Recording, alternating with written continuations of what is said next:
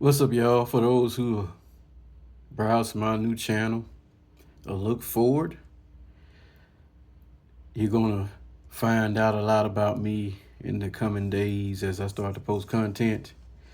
But I did want to just jump on here as a preview of what I'm about, what I believe, and all those things. So first of all, just to introduce myself, I'm a married man with 4 kids, one son. Been married for almost, I think this year or next year will be 20 years to a beautiful and smoking hot wife. So I just wanted to come on here. A look forward is about what God would be from time to time showing me concerning politics, world events, and those different things. But not only just prophetic, but also political commentary and those kind of things, where I would, stand on that. And I'm going to just provide a disclaimer, right? I'm a man who, as a American citizen, and you see my hat, of course, Make America Great Again. I believe in that. That doesn't make me a sellout or an Uncle Tom, but I believe in the policies of President Trump in his first term. It's clearly evident that the nation was on the right track amidst all the upheaval and things caused by leftist organizations, let's just face it, and even COVID. But when you look at the actual execution of what he did in his administration, there was a lot that he had accomplished that made this country a lot better. Now, do I agree with everything that he did? I don't agree with the handling of the vaccination and all of that kind of stuff. But the one thing he did not do was force it on you or mandate it. So there's a lot of things that he had done to get this nation back on track. And then here comes the Biden-Harris administration, one of the most bizarre administrations in my 42 years of living I have ever seen. And they basically took what Trump did, they undid it, and they took this country back several years before Trump, before even Bush for that matter. We are now in terrible shape. So here we are on the brink of the 2024 election, and we are in terrible shape economically. I mean, just Monday, what happened? There was a bad hit to the stock market, and they call that the Kamala crash.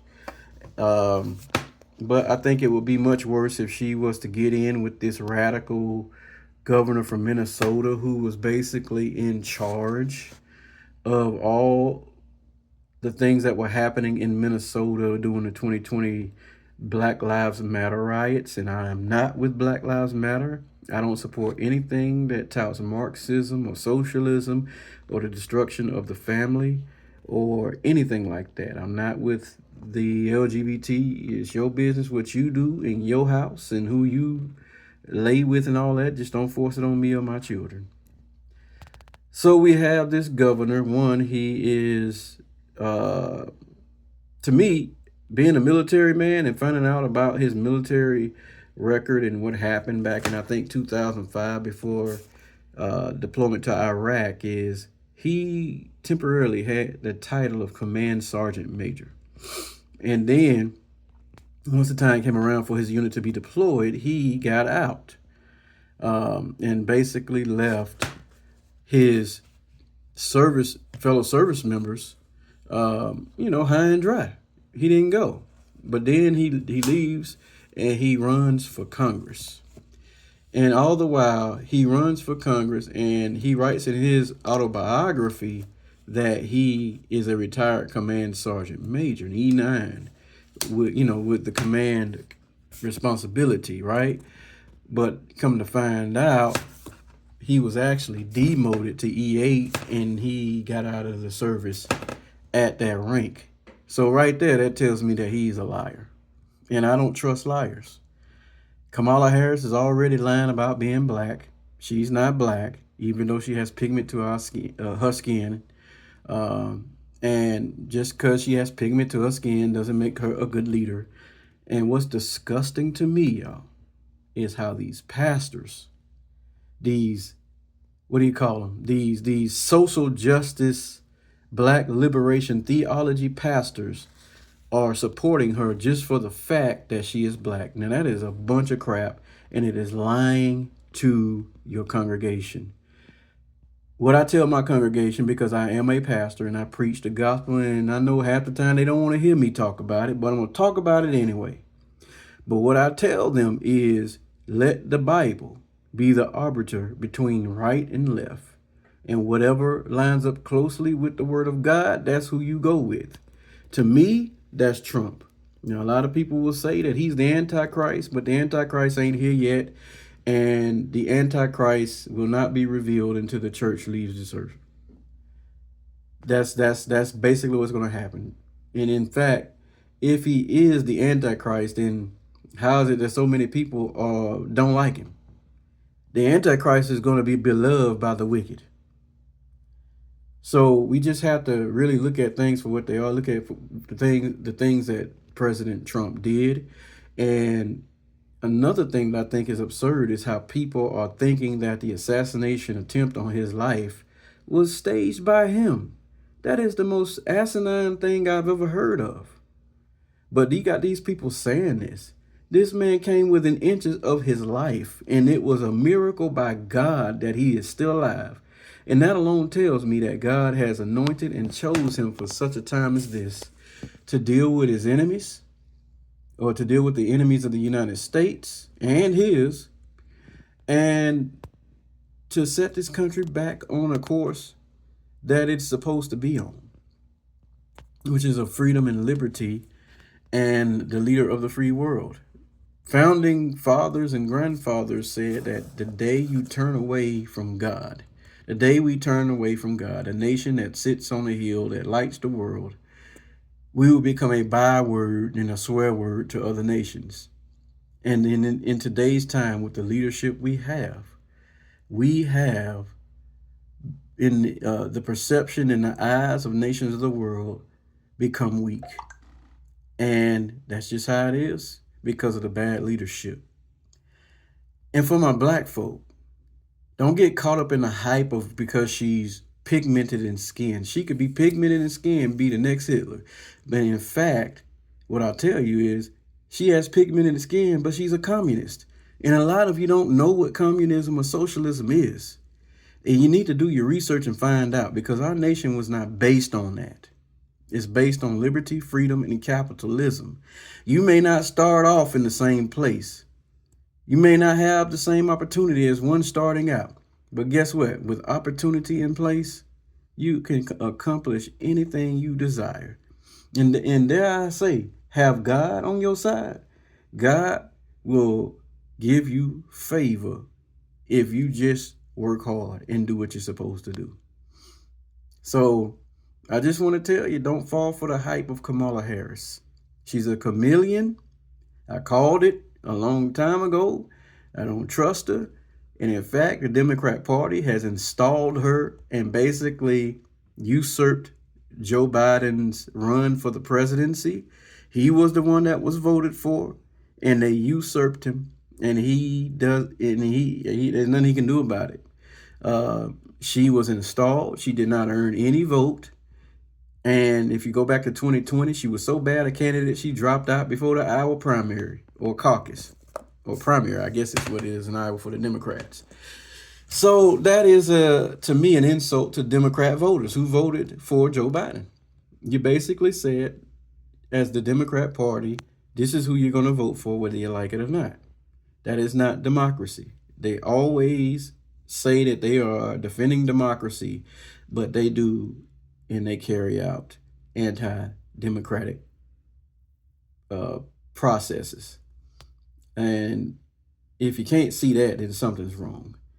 And for the fact is that even though we are democracy in a sense, it's not a pure democracy. It's a representative democracy, or what's called a constitutional republic.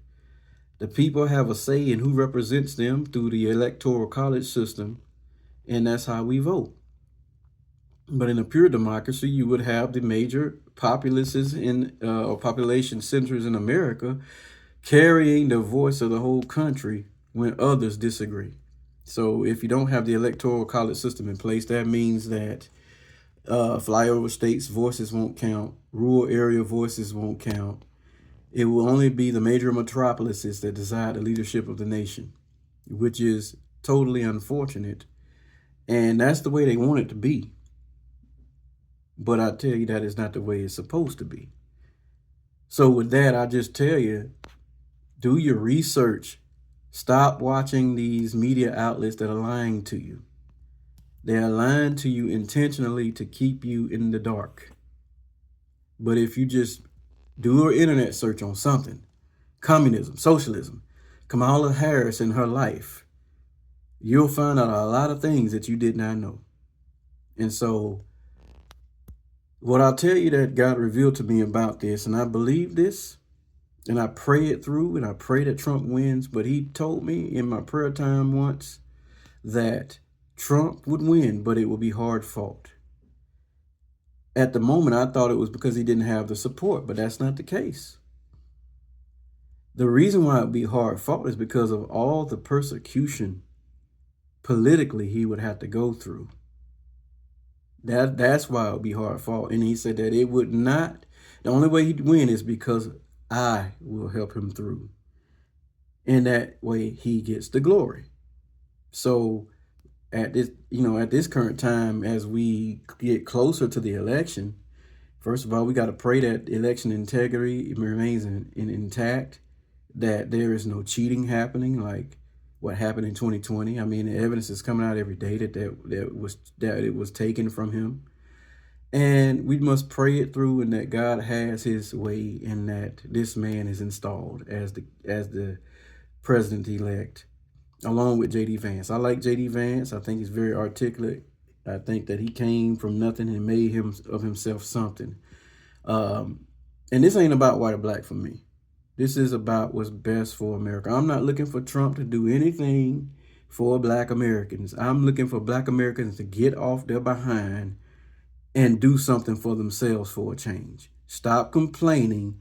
Stop being the victim and get up and do something. That's all you got to do. I came from a single parent home. My parents split up when I was young. And if I had relied in that excuse of being disenfranchised because I didn't have mama and daddy in the house, then I'd be acting like some of these folks out here now that are my skin color. But I refuse to believe that. I'm not raising my children that way, nor is my wife standing for that. So get off your behind, black people. Do your research and know what the heck is going on. Stop believing what everybody tell you and go out there and do something great. It's in you if you believe it. No more excuses. If we get the Harris-Walz administration, you're going to see how bad it can really get. And there's no guarantee that the United States will remain after this. So I'm praying for Mr. Trump to get back in there with J.D. Vance. And I'm praying that they do some great things to turn this country around. We as believers have a responsibility, although we are kingdom citizens, and we have a responsibility first to the kingdom.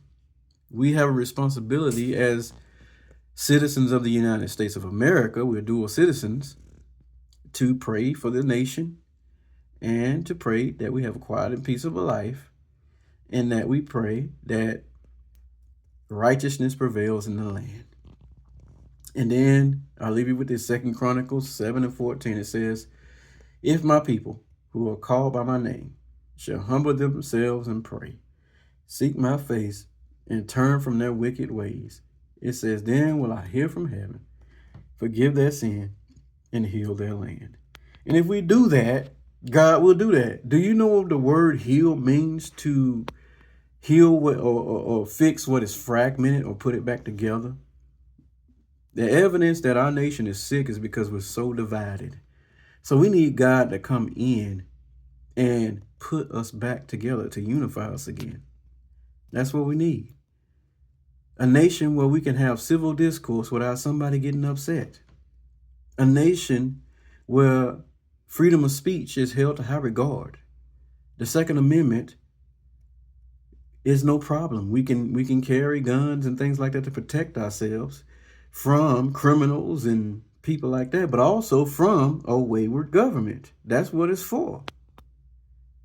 So black people, get on board, and I'm gonna be harping hard on y'all because I don't want to hear your excuses. Get on board with the nation that made you free. Yeah, your ancestors came here as slaves, but hey, in Africa, they were enslaved there from other tribes, and then the other tribes sold out their own people. So let's get past that. It's over. You're in a nation that's free. You hit the lotto. No better place you could have come. Now it's on you. It's on you to contribute to this once great nation, which is no longer great right now. I remember the words of J.F. Kennedy. He said, ask not what your country can do for you, but what you can do for your country. And this is my part in it as a pastor. I'm preaching the gospel, trying to create disciples, and coming on here trying to educate people. And that's what I'm going to tell you today. Until next time, I'll see you. God bless you all, and may the Lord keep you and bless you. Grace and peace to all of you, and may joy be in your life. Thank you so much for watching.